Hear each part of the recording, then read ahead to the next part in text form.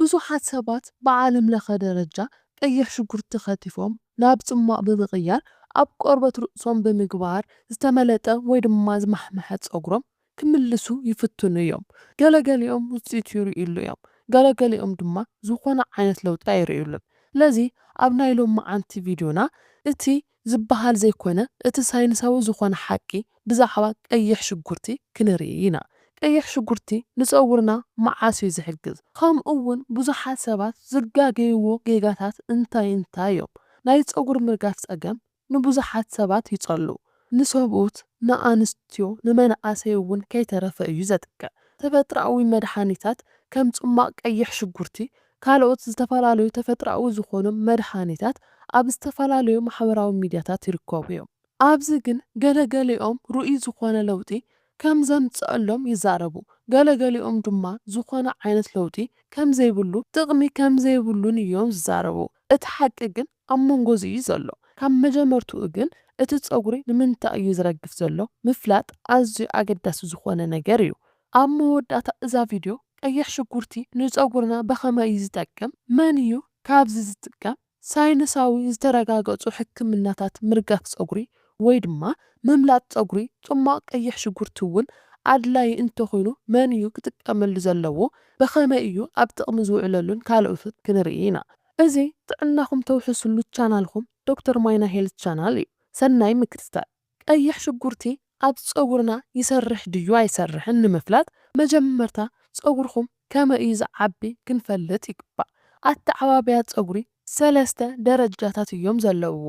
ኣናጀን ፌዝ፣ ካታጀን ፌዝ፣ ከምኡ'ውን ቴሎጅን ፌዝ ይበሃሉ። እቲ ናይ መጀመርታ ኣናጀን ፌዝ ናይ ዕቤት ደረጃ ኮይኑ ጸጉሪ ካብ 2 ክሳብ 6 ዓመት ብንጥፈትን ብቕልጣፈን ዝዓብየሉ እዩ። ኣብዚ ከዓ ጸጉሪ ይረጉድን ይነውሕን ማለት እዩ። እቲ ካልኣይ ካታጀን ፌዝ ዝበሃል መሰጋገር ደረጃ እዩ። ኣብዚ ጸጉሪ ዕቤት ደው ዘብለሉ ናይ ጸጉሪ ፎሊክላት ድማ ዝሽምረረሉ እዩ። እዚ ከዓ ካብ 2 ክሳብ 3 ሰሙን ይወስድ። እቲ ሳልሳይ ደረጃ ቴሎጅን ፌዝ ይበሃል። ጸጉሪ ዘዕርፈሉን ዝረግፈሉን እዩ። ኣብዚ ከዓ ጸጉሪ ብተፈጥሮኣዊ መንገዲ ዝረግፈሉ እዩ። እዚ ደረጃ ድማ ክሳብ 3 ኣዋርሕ ይወስድ። ሕድሕድ ኣብ ቆርበት ርእስና ዝርከቡ ጸጉሪ ድማ ኣብ ዝተፈላለዩ ደረጃታት እዮም ዝርከቡ። ገለገለ ጸጉርታት ብቕልጡፍ ይዓብዩ፣ ገለገሊኦም ይዕርፉ፣ ገለገሊኦም ድማ ይረግፉ ማለት እዩ። ኣብዚ ግን እቲ ዋና ክትወስድዎ ዘለኩም ነጥቢ ናይ ጸጉሪ ዕቤት ኣብቶም ናይ ጸጉሪ ፎሊክላት ጥዕና ዝተመርኮሰ እዩ። እዚ ማለት ንጡፍ ዝኾነ ናይ ጸጉሪ ፎሊክላት እንተሃልዩ ጸጉሪ ብቕልጡፍን ብንጥፈትን ይዓቢ። ዝተዳኸመ ናይ ጸጉሪ ፎሊክላት እንተሃልዮም ጸጉሪ ይረቅቕ። ከምኡ'ውን ዝሞቱ ናይ ጸጉሪ ፎሊክላት እንተሃልዮም ድማ ጸጉሪ ተመሊሱ ክዓቢ ኣይኽእልን ማለት እዩ። እቶም ናይ ጸጉሪ ፎሊክላት እንተሞይቶም ድማ ዝኾነ ናይ ገዛ ሕክምና ወይ ተፈጥሮኣዊ መድሓኒት ነቶም ዝሞቱ ናይ ጸጉሪ ፎሊክላት ክምልሶም ኣይኽእልን። ኣብ ቀይሕ ሽጉርቲ ግን ንጸጉርና ዝሕግዝ ነገር እንታይ እዩ ዘሎ? ኣብ ቀይሕ ሽጉርቲ ንቆርበት ርእስናን ጥዕና ጸጉርናን ዝሕግዙ ብዙሓት ውህዳት እዮም ዝርከቡ። እቲ ናይ መጀመርታ ኣብ ቀይሕ ሽጉርቲ ዝርከብ ንጥዕና ጸጉርና ጠቓሚ ዝኾነ ነገር ሳልፈር እዩ። ሳልፈር ንዕቤት ጸጉሪ ጠቓሚ እዩ። እዚ ኣብ ቀይሕ ሽጉርቲ ዝርከብ ሳልፈር ናይ ኬራቲን ፍርያት ንምውሳኽ ኣድላይ እዩ። ኬራቲን ማለት ድማ ጸጉርና ዝስራሓሉ ፕሮቲን እዩ። ብዘይ ሳልፈር ድማ ጸጉርና ዝተሰባበረን ድኹምን እዩ ዝኸውን።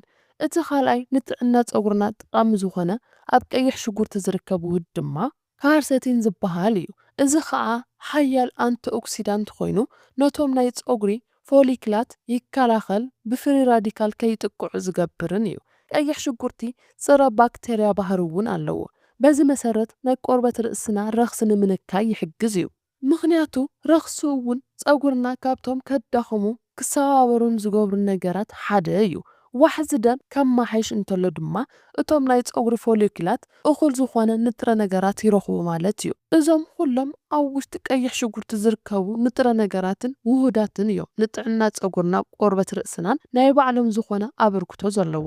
ኣብዚ ግን ሓደ ነገር ኣስተውዕሉ። ንጥዕና ጸጉርና ናይ ባዕሉ ዝኾነ ኣበርክቶ ኣለዎ ማለት ዝተመለጠ ጸጉሪ ክምልስ ይኽእል እዩ ማለት ኣይኮነን። ኣብዚ እዩ ድማ ብዙሓት ሰባት ብጌጋ ዝርድኡ።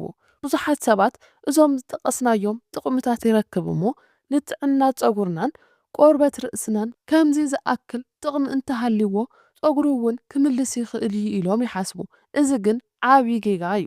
ምክንያቱ ምርጋፍ ፀጉሪ ብሓደ ምክንያት ጥራሕ ዘይኮነ ብዝተፈላለየ ምክንያታት እዩ ዝመጽእ። እቶም ዓይነታት ምርጋፍ ፀጉሪ ድማ ነናይ ባዕሎም ዝኾነ ባህርያት ኣለዎም እዩ።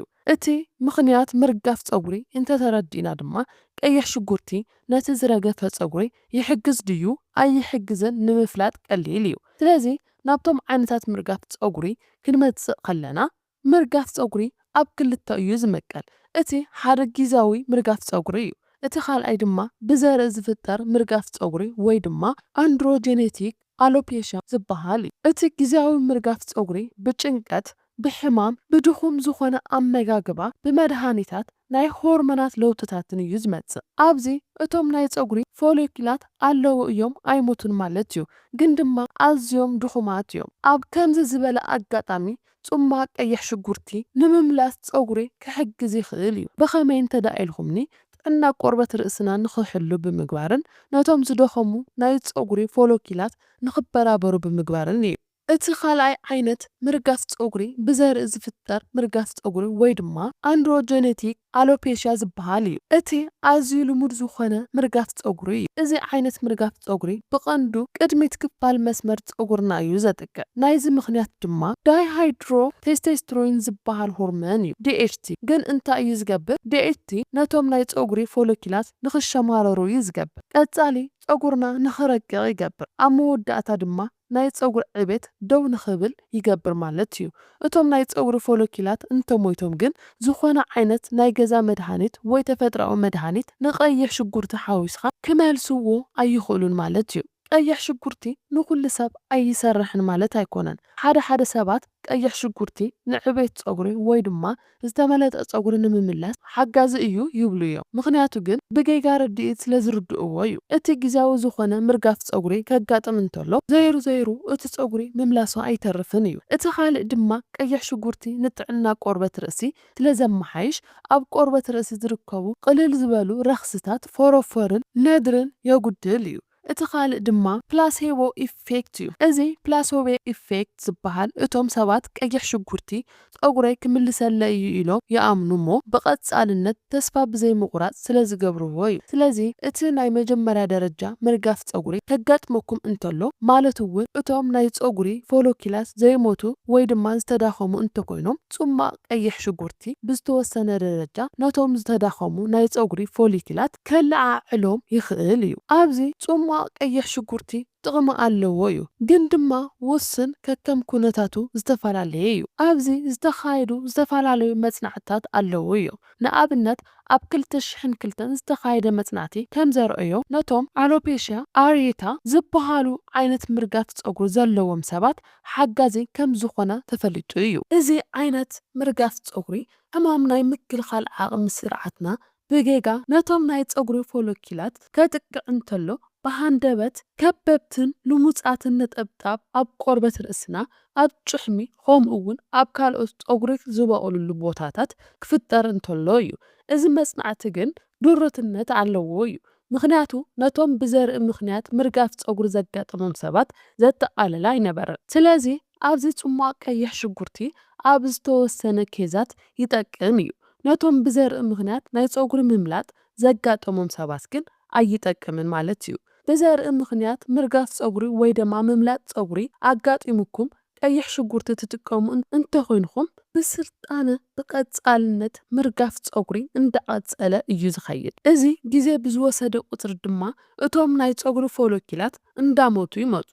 ምስ ረፈደ ናብ ሕክምና ክትኸዱ እንተሊኹም ድማ እቶም ዝሞቱ ናይ ፀጉሪ ፎሎኪላት ንምምላስን ዝረገፈ ፀጉሪ ንምምላስን እቶም ዕድላት ኣዝዮም ጸበብቲ እዮም ዝኾኑ። ነዚ እዩ ድማ ምርጋፍ ፀጉሪ ንምሕካም ግዜ ኣዝዩ ወሳኒ እዩ። ስለዚ ብዛዕባ ቀይሕ ሽጉርቲ ንጥዕና ፀጉርን ምርጋፍ ፀጉርን ዘለዎ ጥቕሚ ካብ ረኣና ሕጂ ድማ ሳይንሳዊ ብዝኾነ ኣገባብ ንፀጉሪ ምምላስ ዝግበሩ ሕክምናታት እንታይ ምዃኖም ክንርኢ ኢና። እቲ ናይ መጀመርያ 5% ሚኖክሲድል እዩ። እዚ ዋሕዚ ደም የመሓይሽ፣ ዕቤት ፀጉሪ የናውሕ፣ ከምኡ እውን ብሕክምና ዝተረጋገፀ እዩ። ብቐጻልነት ምግባር ዘድልዮ እዩ። እቲ ካልኣይ ድማ ንደቂ ተባዕትዮ ዝኸውን ፊናስትራይድ ዝበሃል መድሃኒት እዩ። እዚ ድማ ብኣፍ ዝወሓጥ መድሃኒት ኮይኑ ነቲ ዳይሃይድሮቴስቶስትሮን ዝበሃል ሆርሞን ምርጋፍ ፀጉሪ ዘቀላጥፍ ነገር ዝዓግት እዩ። እዚ መድሃኒት ነቲ መሰረታዊ ዝኾነ መንቀሊ ዘረኣዊ ምርጋፍ ፀጉሪ ዕላማ ዝገበረ እዩ። እቲ ሳልሳይ ሕክምና ማይክሮ ኒድሊንግ ዝበሃል እዩ። እዚ ከዓ ነቶም ናይ ፀጉሪ ፎሎኪላት ዘለዓልን እቶም ብላዕሊ ዝቕብኡ ዝተመለጠ ፀጉሪ ንምምላስ ዝሕግዙ መድሃኒታት ብኣግባቡ ንኽመጣጠኑን ብትኽክለኛ ንኽሰርሑን ዝሕግዝ እዩ። እቲ ራብዓይ ናይ መወዳእታ ኣማራፂ ድማ ምትካል ፀጉሪ ወይ ድማ ሄር ትራንስፕላንቴሽን እዩ። ሄር ትራንስፕላንቴሽን ድማ ካብ ዘይተመለጠ ጥዑይ ዝኾነ ክፍሊ ፀጉሪ ርእስና ናይ ፀጉሪ ፎሎኪላት ብምውሳድ ኣብቲ ዝተመለጠ ቦታ ብምትካል ፀጉሪ ከም ብሓዱሽ ንኽበቁልን ንኽነውሕን ናይ ምግባር መስርሕ እዩ። እዞም ኩሎም ሕክምናታት ብሉፅ ዝኾነ ምላሽ ዝህቡ ግን እቶም ናይ ፀጉሪ ፎሎኪላት ክህልው እንተለዉ እዮም። ጽማቕ ቀይሕ ሽጉርቲ ክትጥቀሙ ንትደልዩ ሰባት ድማ ኣብ ሰሙን ካብ 2 ክሳብ 3 ግዜ እኹል እዩ። ጽማቕ ቀይሕ ሽጉርቲ ካብ 20 ክሳብ 30 ደቂቕ ዝኸውን ተቐቢኡኹም ፀኒሕኩም ድማ ብድሕሪኡ ቆርበት ርእስኩም ሓዊሱ ፀጉርኩም እውን ምሕፃብ ኣገዳሲ ነገር እዩ። ኣብዚ ግን ጽማቕ ቀይሕ ሽጉርቲ ንኹሉ ሰብ ውሕስ እዩ ማለት ኣይኮነን። ገለገሊኦም ሰባት እውን ኣላርጂ ክገብረሎም ስለ ዝኽእል ጽማቕ ቀይሕ ሽጉርቲ ኣብ መላእ ርእስኩም ቅድሚ ምግባርኩም መጀመርታ ብንእሽተን ምምኳር ኣድላይ እዩ። እዚ ጽማቕ ቀይሕ ሽጉርቲ ምጥቃም ከዓ ከም ሓጋዚ እምበር ሙሉእ ብሙሉእ ምርጋፍ ፀጉሪ ዝምልስ ጌርኩም ኣይትወሰድዎ። ኣመጋግባና ኸ ኣብ ዕቤት ፀጉርና ናይ ባዕሉ ዝኾነ ጽልዋ ኣለዎ ዶ? ጥዕና ፀጉርና ኣብ ቀይሕ ሽጉርቲ ጥራይ ዝተመርኮሰ ኣይኮነን እኳ ደኣ እቶም ብውሽጢ ንምገቦም ምግብታት ንዕቤት ጥዕና ፀጉርና ኣገደስቲ እዮም። ስለዚ በዚ መሰረት ብፕሮቲን ዝማዕበሉ ምግብታት ከም ዓሳ፣ እንቋቑሖ፣ ዓተር ባሕርን ምጥቃም ኣይረን ንምርካብ ድማ ነቶም ቆፅላ መፅሊ ወይ ድማ ጸሊም ከብዲ ብምምጋብ ዚንክ ንምርካብ ድማ ፉልን ካልኦት ዘርእታትን ምጥቃም ቫይታሚን ቢ፣ ቫይታሚን ዲ ከምኡ እውን ቫይታሚን ኢ ድማ ጥዕና ናይቶም ናይ ፀጉሪ ፎሊክላት የመሓይሹ እዮም። ስለዚ ብዝተኸኣለ መጠን እዞም ቫይታሚናትን ማዓድናትን ብምትእኽኻብ ጥዕና ፀጉርና ክነመሓይሽ ዝረገፈ ፀጉርና እውን ብዝተወሰነ ደረጃ ንኽምለስ ናይ ባዕሉ ዝኾነ ኣበርክቶ ኣለዎ ማለት እዩ። ስለዚ ጽቡቕ ኣመጋግባ ፀጉርና ካብ ውሽጢ ንኽጥንክርን ንኽነውሕን እዩ ዝገብር። እዚ ጽቡቕ ዝኾነ ኣመጋግባ ድማ ነቶም ብደገ ዝወሃቡ ሕክምናታት እውን ዝሕግዝ እዩ። ብዛዕባ ምርጋፍ ፀጉሪ ዝበሃሉ ልሙዳት ዝኾኑ ኣባህላታት ድማ ኣለዉ እዮም። እቲ ሓደ ጽማቕ ቀይሕ ሽጉርቲ ንኩሎም ዓይነት ዝተመለጡ ፀጉርታት ክምልስ ይኽእል እዩ ዝብል እዩ። እዚ ጌጋ እዩ። ምክንያቱ ንኩሎም ዝተመለጡ ፀጉርታት ክሰርሕ ኣይኽእልን። ምክንያቱ ናይ ቀይሕ ሽጉርቲ ጥቕሚ ድሮት እዩ። ከምቲ ቅድም ክንብል ዝረኣናዮ ድማ ብፍላይ ነቲ ኣሎፔሽያ ኣሬታ ዝበሃል ክሕግዝ ይኽእል እዩ። ነቲ ብዘርኢ ምክንያት ዝተመለጠ ፀጉሪ ግን ክምልሶ ኣይኽእልን። እቲ ካልእ ብተደጋጋሚ ዝበሃል ኣባህላ ድማ ምርጋፍ ፀጉሪ ኩሉ ግዜ ቋሚ እዩ ዝበሃል እዩ። እዚ እውን ጌጋ እዩ። ምክንያቱ ጊዜያዊ ዝኾነ ምርጋፍ ፀጉሪ እውን ኣሎ። መዓልታዊ ብቐጻሊ ሻምፖ ጌርካ ምሕፃብ ወይ ድማ ሻምፖ ምጥቃም ፀጉሪ የርግፎ እዩ ዝበሃል ኣባህላ እውን ኣሎ። ክንሕፀብ እንተለና ቆርበት ርእስና እንተተጎዲኡ ጥራሕ ምርጋፍ ፀጉሪ ከጋጥም ይኽእል እዩ። እንተዘይኮይኑ ብቐጻሊ መዓልታዊ ብሻምፖ ምሕፃብ ምርጋፍ ፀጉሪ ከምፅእ ኣይኽእልን። ጽማቕ ቀይሕ ሽጉርቲ ንዝጥቀሙ ሰባት ብፍላይ ድማ ጊዜያዊ ዝኾነ ምርጋፍ ፀጉሪ ዘጋጥሞም ሰባት እቲ ናይ ጽማቕ ቀይሕ ሽጉርቲ ለውጢ ዝረአ ካብ መዓዝ ክሳብ መዓዝ እዩ። ኣብ ዝበዝሐ ግዜ ካብ 4 ክሳብ 8 ሰሙን ዝተወሰነ ደረጃ ናይ ፀጉሪ ምምላስ መስርሕ ከምፅእ ይኽእል እዩ። ብፍላይ ድማ ኣብቲ ጊዜያዊ ዝኾነ ናይ ፀጉሪ ምርጋፍ ከይዲ ጽማቕ ቀይሕ ሽጉርቲ ምስ ካልኦት ቅብኣታት ክንሓውሶ ንኽእል ዶ ንዝብል ድማ እወ ክንሓውሶ ንኽእል ኢና። ብፍላይ ምስ ናይ ኮኮናት ቅብኣትን ዘይቲ ኣውሊዕን ክንሓውሶ እንተለና ኣብ ቆርበት ርእስና ነድሪ የጉድል እዩ። ደቂ ኣንስትዮ ኸ ክጥቀማሉ ይኽእላ ድየን ንዝብል ድማ እወ ክጥቀማሉ ይኽእላ እየን። እቲ ውፅኢታዊ ግን ተመሳሰልቲ እዮም። ብዘርኢ ዝመፅእ ምርጋፍ ፀጉሪ እንተኮይኑ ሕጂ እውን ቀይሕ ሽጉርቲ ከስተኻኽሎ ኣይኽእልን። ጽማቕ ቀይሕ ሽጉርቲ ኸ ምስ ሚኖክሲዲል ክንጥቀመሉ ንኽእል ዶ?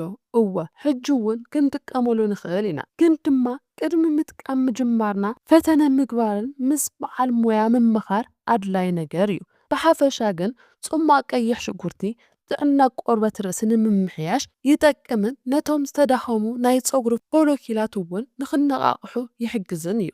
ይኹን እምበር ነቶም ዝሞቱ ናይ ፀጉሪ ፎሎኪላት ክምልሶም ኣይኽእልን። ከምኡውን ነቲ ብዘርኢ ዘጋጠመ ምርጋፍ ፀጉሪ ወይ እውን ምምላጥ ፀጉሪ ከመሓይሾ ኣይኽእልን።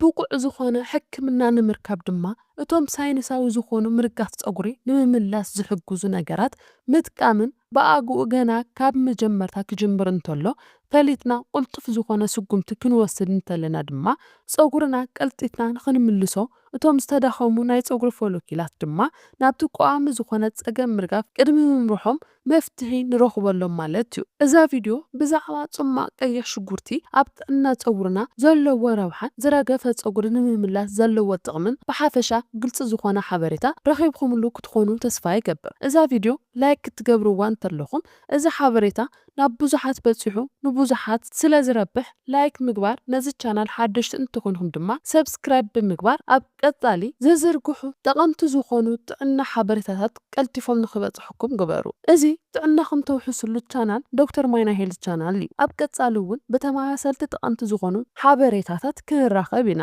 ሰሰናዩ ንዓኹም።